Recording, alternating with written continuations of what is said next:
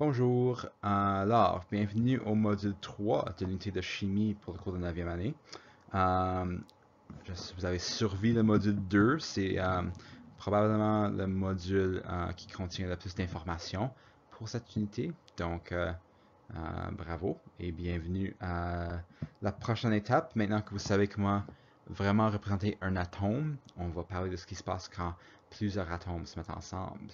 Ça c'est vraiment la différence entre un élément et un composé. Puis on va explorer un peu ces deux mots et leurs différences et on va regarder à comment représenter un composé par un modèle. Donc un petit rappel que la matière, c'est tout ce qui a une masse et qui occupe de l'espace. Donc la matière peut être formée de composés. De composés. Je ne veux pas utiliser ce mot composé parce que c'est un sens très spécial. La matière peut être soit des substances pures ou des mélanges. Donc un mélange, c'est plusieurs substances pures qui sont ensemble, euh, mais qui gardent leurs propriétés individuelles. Donc, dans les mélanges, on peut avoir des mélanges mécaniques et des solutions. Ça, c'est vraiment un peu des concepts que vous avez probablement appris à l'élémentaire en 7 en 8. On va pas vraiment parler beaucoup du côté mélange. Nous autres, on va parler plus du côté des substances pures. Donc, une substance pure peut être soit un élément ou un composé. Euh, donc, on va définir ces deux mots. On a déjà établi c'est quoi un élément. On va établir c'est quoi un composé. Rappel, un élément. Un élément, c'est une substance qui ne peut pas être séparée en parties plus simples. Un élément, c'est une collection d'atomes qui ont tous le même nombre de protons. Donc, par exemple, tu peux remplir un ballon avec de l'hélium. Donc, je peux prendre de l'hélium, je peux remplir mon ballon avec de l'hélium. À l'intérieur du ballon, il va y avoir un nombre énorme d'atomes d'hélium.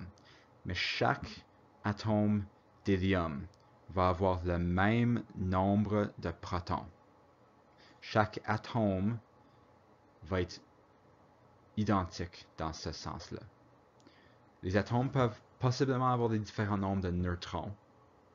Dans le cas de l'hélium, ce ne sera pas le cas, mais différents éléments peuvent avoir... tu peux avoir des atomes avec différents nombres de neutrons, mais tous les atomes doivent avoir le même nombre de protons pour être considérés comme un élément. Là, la question, c'est est-ce qu'on peut mettre plusieurs atomes ensemble s'ils ont différents nombres de protons? Est-ce qu'on peut mettre plusieurs éléments ensemble? La réponse, c'est oui. Quand deux ou plusieurs différents atomes sont liés ensemble chimiquement, c'est plus un élément. C'est maintenant un composé. Donc, deux exemples de composés sont l'eau. L'eau, c'est deux atomes d'hydrogène liés à un atome d'oxygène. Et ces liens sont des liens chimiques.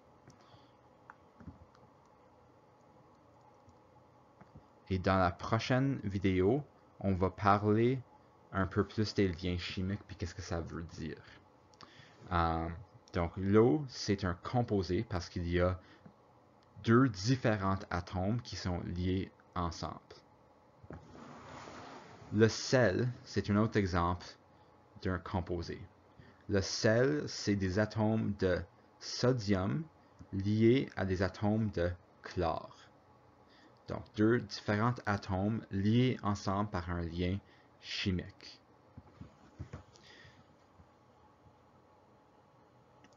Une question qui va peut-être se poser, c'est est-ce que si tu as deux atomes qui ne sont pas différents, mais liés ensemble, est-ce que c'est quand même un composé? Puis la réponse, c'est non. Donc, par exemple, l'oxygène dans l'air, c'est souvent sous la forme de deux éléments d'oxygène. C'est mauvais. Deux éléments d'oxygène liés ensemble, deux atomes d'oxygène liés ensemble. Ça, c'est pas un composé, ça, c'est un élément. C'est quand même un élément. Pour être un composé, il faut que les atomes soient différents.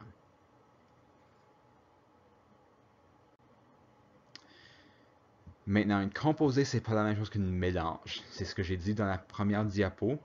Dans un composé, les différents éléments sont liés ensemble par un lien chimique.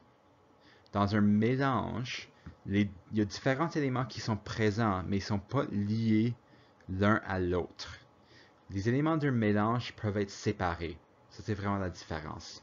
Tu ne peux pas séparer les éléments d'un composé sans changer la nature complètement du composé. Mais par exemple, tu peux mettre du sel dans l'eau et plus tard séparer l'eau du sel si tu veux. Le sel dans l'eau, c'est un mélange parce que le sel et l'eau restent le sel et l'eau. Ils sont juste mis ensemble.